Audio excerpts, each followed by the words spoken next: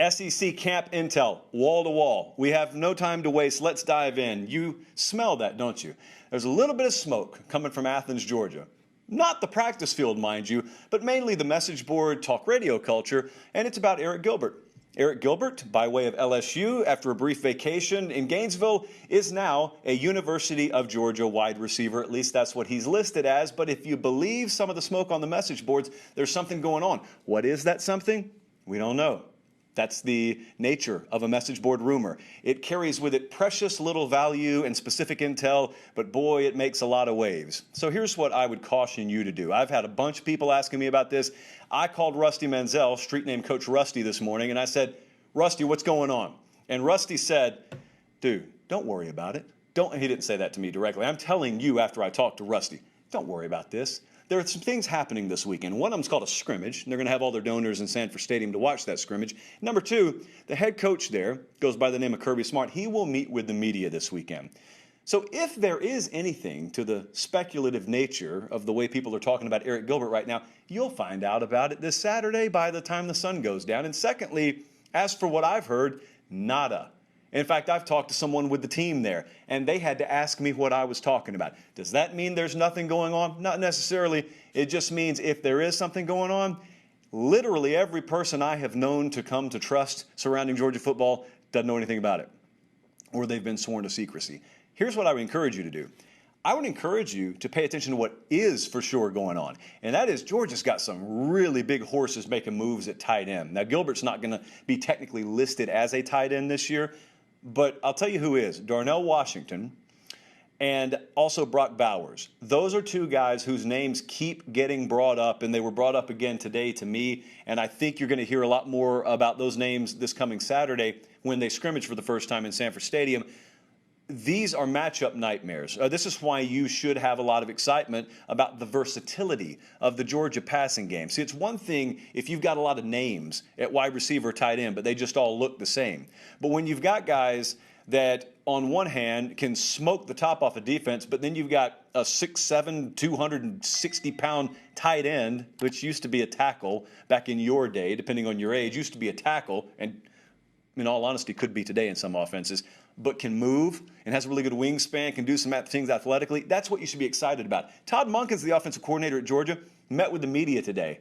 And he said something that's pretty unique. You don't hear coordinators say this a whole lot, but because of the nature of last year and the fact that they did not get spring with their guys, Todd Monken said, when asked about Darnell Washington, we found out he could do some stuff later in the year we had no clue he could do. They viewed him one way. They thought he was capable of being more an inline blocker.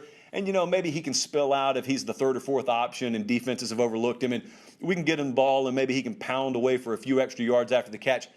But then they started throwing the ball to him some. You watched the games, if you saw Georgia games last year late in the year, and all of a sudden you see just this behemoth down the middle of the field in a seam catching a ball. And he's got three defenders he's dragging with him. And it kind of looks like child abuse, to be honest with you. And you say, what is that? Excuse me, who is that? But really, what is this? Well, that's a tight end, and he's going to be a lot more integral part of their passing game this year. I'd be a lot more excited about that than I would be investing my time about rumors that there's really no validity to at the moment. Now, let's move to Columbia, South Carolina. Some good things, some not so good things at South Carolina. To be fair, it's going to be a struggle in year one for Shane Beamer and his staff. Now, I don't even think they are under any illusion other than that, but you can miss a bowl game and find some good things. You can see some flowers grow up through the cracks even in a down year.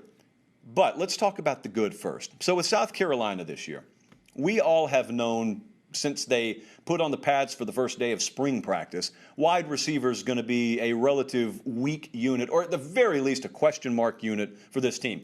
That hasn't changed. Now, there are two names that I think they have come to find they can depend on. I was reading some of Tony Morrell's stuff over on the Big Spur today, and two names that he circled were Jalen Brooks and Dakarian Joyner.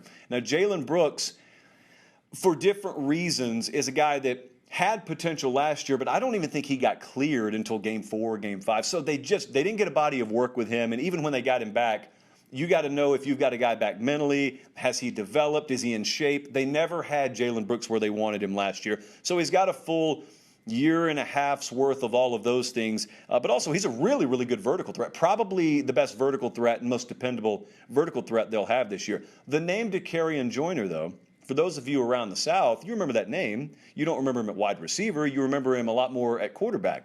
At one point, he was in the quarterback competition there at South Carolina. Well, he's not now. He's playing wide receiver. And the good news out of there is it sounds like, unlike when he used to hop from position to position like Blake Sims used to do at Alabama, Sims ultimately landed at quarterback and won an SEC title. Well, that's not what Dakereon Joyner's doing, but he has landed at wide receiver. And it sounds like he's pretty comfortable there, and he's a really, really good leader. I mean, it's just, you've probably been on teams before. It doesn't matter how vocally a guy leads if he can't play. You respect them differently if they can perform. Well, Dakereon Joyner can perform. He's just got to develop. I mean, he's got some time and some ground to make up, some reps to make up. But he's doing that. That's the good news. The bad news, which I didn't see coming, I don't know where this came from, is Prunty, the corner transfer that they got from Kansas. He's gone. Looks like he's gone. I'm not going to sugarcoat this. The secondary is going to be bad this year. I'm not talking about original recipe. I'm talking about extra crispy bad. And so it's just going to have to be something you bite the bullet and deal with. But it's also something that if this coaching staff packages it up and sells it the right way, they can take on the recruiting trail. And I'm never one to advocate for promising playing time. But for all intents and purposes, they can promise playing time to half a dozen defensive backs because they got to load up on them this next cycle, and they're going to be able to point to the TV screen, and they're going to be able to say, you see this right now? You're telling me your son, or you, if I'm talking to the kid directly, you're telling me you can't come in and compete and win a job here? I think you can. If you think you can, here, sign this. It's a scholarship to play football at South Carolina. So there's some good and some bad there. It's usually all good at Alabama, and this will be no different. I'm not talking about quarterback or anything like that. We got a lot of quarterback in the show tonight. But Alabama's coming off signing the highest rated class in 24/7 sports history. The highest rated class, so much so that Ohio State just picked up Quinn Ewers, and since he reclassified, he gets added to the 2022 class or 2021 class, and they still didn't come close to passing Alabama. So they just kind of added another number one quarterback in the country rated kid, and they still couldn't pass Alabama. Well, if you have a class that loaded, it stands to reason we're going to see several of them. And at Alabama, even a program as loaded as this, it's kind of become fashionable for Nick Saban to play a lot of these true freshmen. They don't keep them off the field. One of the biggest misconceptions in the world is you got to go sit the bench multiple years before you play at Alabama. I have no clue where it comes from. It's just flat out not true. And so I'm looking at some of these teams this year. As you look at the screen, if you're watching on YouTube, these are the highest rated classes of all time. That's not this cycle. And so Florida, 324 back in 2010, and that class did not live up to the billing, by the way. Bama cleared them by a solid 3 points. 3 points is really big in our industry. You see how tightly packed number 2 and number 3 and number 4 were. So, yeah, this class is really good. Some names that I've had mentioned to me. This is not an exhaustive list. This is just the list of names for true freshmen at Alabama that I'm telling you keep an eye on. Jai Hall, we saw in the spring game. I don't think it's any mystery that they have to have at least 2 of these freshman receivers really pop for him. I think he'll be one of them. Ja'Cory Brooks, mentioned by name by Nick Saban earlier today. I think he'll be another one. And JoJo Earle is a guy that a lot of the team insiders there have made sure to point out at every turn. He's from out in Texas, and he's going to be a guy I think that shines for him, if not outright on offense, at least on special teams this year. Kool-Aid McKinstry is a guy Nick Saban circled. He does this with 1 or 2 defensive backs every cycle, it seems, and just attaches himself at the hip with Velcro to a player. Well, McKinstry is that kid this year. And so I think very early on he's going to have a role on this team. J.C. Latham was one of the top overall rated offensive tackles out of this cycle, running with the 2s, I think, right now at right tackle. He's a guy that could, depending on how that offensive line shakes out, not in week 1, but week 7, week 8, you could see him make a move there. So special teams units, at the very least, will just be littered with these kids. But those are some of the names that I'm hearing mentioned.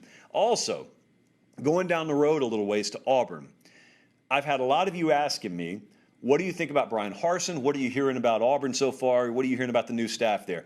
And so I have not addressed this yet, because I wanted to ask several people. You ask one person, they may have sour grapes. You ask another person, they may pump you sunshine. So you want to get a healthy mix. So I'm somewhere between half a dozen and a dozen people, fairly close to the program, who I've asked for honest feedback from regarding Brian Harsin and his staff, how they're acclimating to things down there, and it's a mixed bag.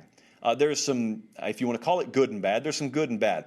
The good is pretty much everyone loves the vision. Everyone loves the philosophy from a football standpoint.